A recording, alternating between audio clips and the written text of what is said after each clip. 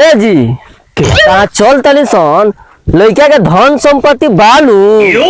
अरे महाराज हई जितना खेतवा देखत न बानी ई रउरा बाप के ना हो। कहे के मतलब बानू कि सब लड़का के बाप के हो। नो नो नो नो ऐसे बोली ना अगुआ छिनार जी। रे रे रे बांचोदवासा रे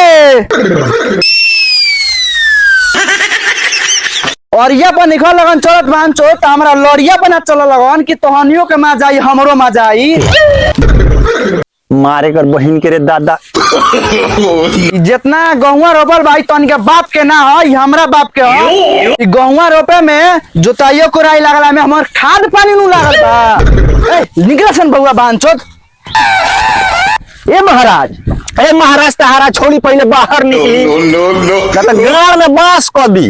अपने तो कहले नहीं पूरा लड़का के बाबू के खेत तब गाँव में बस हुक ए महाराज है जितना परती लौकता उ लड़का के बाबू के बा। महाराज रउरा तनको चिंता ना ली लड़का एकदम एक ग्रेड बा। हाँ, लड़का के फूस के घर बा लेकिन एकदम खुश रहेला।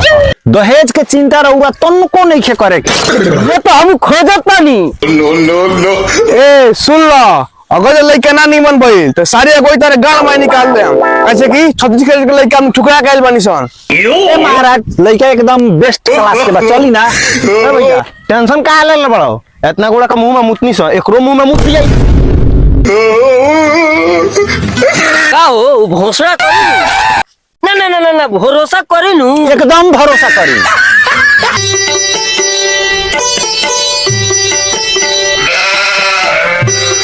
नो नो नो नो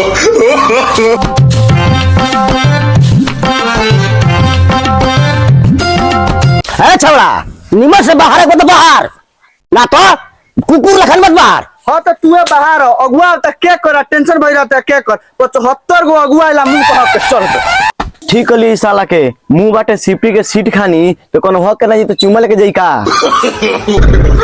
साले लगी दोनों जने तेज भइल बाड़ा लगन घरवा में हम गाड़ ना हिलाई तो खैला भी भूखे मर जाइब लगन। रहल बात टेंशन तोनी के कथी के टेंशन बारे टेंशन साला सबसे ज्यादा तो टेंशन हमनी के दोनों भाई के बा। लेकिन जान टेंशन ई टकला के बियाह होई ना ई टकला के मारे हमनियो दोनों भाई के लेड़ा के पेड़ा नहीं के मिलत। तेरा जो कहीं से लड़की भगा के लिए ये लिया के बियाह करके घर में रखी हम तो कमा के देहम ना अपना बाप के गाड़ खोइए आ खियाइए। अच्छा ज्यादा कमीनी पर गुमान हो गिल बा बियाह करके देखा दे गांव में काबू या बियाह तो फेन होखबे करी देख आज फेन अगुआ आ रहल। हाँ तो फिर आज मुंह में मुत के जाई। नो नो नो नो ए भैया छोड़ देना तो हाथ उठ जाई छोड़ देना तो हम हाथ उठ जाई। नो नो नो नो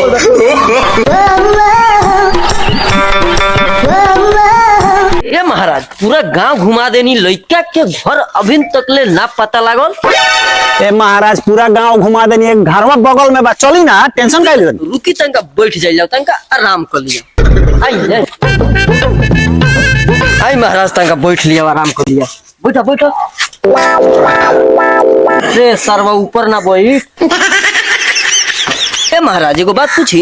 ए महाराज एगो काहे 100 गो पूछी। पता लागल का गांव में लड़का का दुन हीरा हो खाला लंड तो वो कहेला खीरा हो। नो नो नो नो ए महाराज हई लौंडा खिया के बात छोड़ी आ चली लइका लग यही हमर नाम अगुआ छिनार नहीं है। 20 साल के तजुर्बा बा लइका के देख सुन करे के अगर लइका पसंद नहीं आई तो उहे खिरवा हमारे मुंह में गप से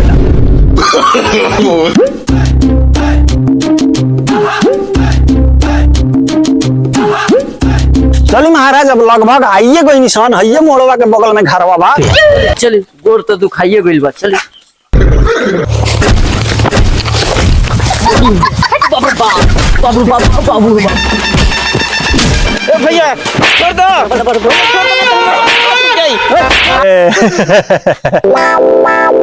देखा तनी तीनों भाई में कितना प्यार बा। प्यार बा ई कौन प्यार बा हो कि टकला पर धमा धम बाजता। कहे के मतलब ई बा कि उनकर बाबूजी बेयास रहलन, एगो ढोलक रखले रहे, लोग बजावते बजावते ढोलकवा फूट गइल। तुम से वही पर बाजेला। No. ए बाबू ए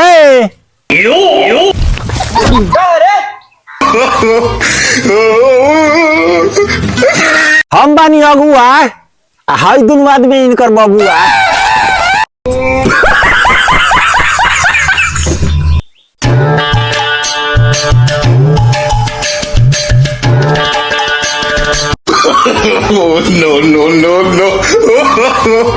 No.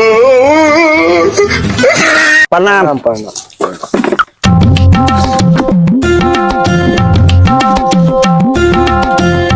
आवा चाचा।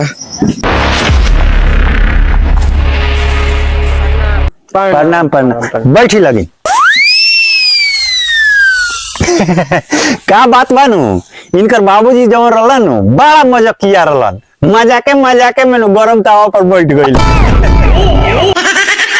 कहानियस बांचो तो 2 नंबर टाड़ी पिया तर नसे नहीं तो कहे का मतलब बा, देखौआ लोग दुआर पर आइल बा तो दुआर पर बैठो लोग की जाओ लोग। ना जाम लगन का जब बियावा हो कहे के नहीं खे। मजाक में। No. चिकना में मारते हुर देले बड़ा नसे नहीं थे।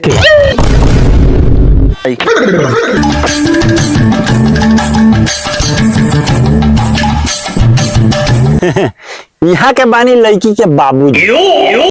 प्रणाम। खुशी रे। यहाँ के व्यवस्था देख के बुझाता नाश्ता नहीं मिली। ई ना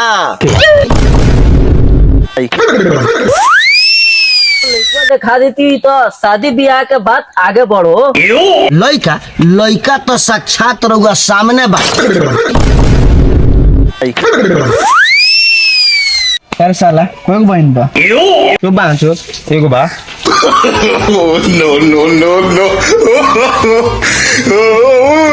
ए, का हो? छे बा कोई बहन बा। एगो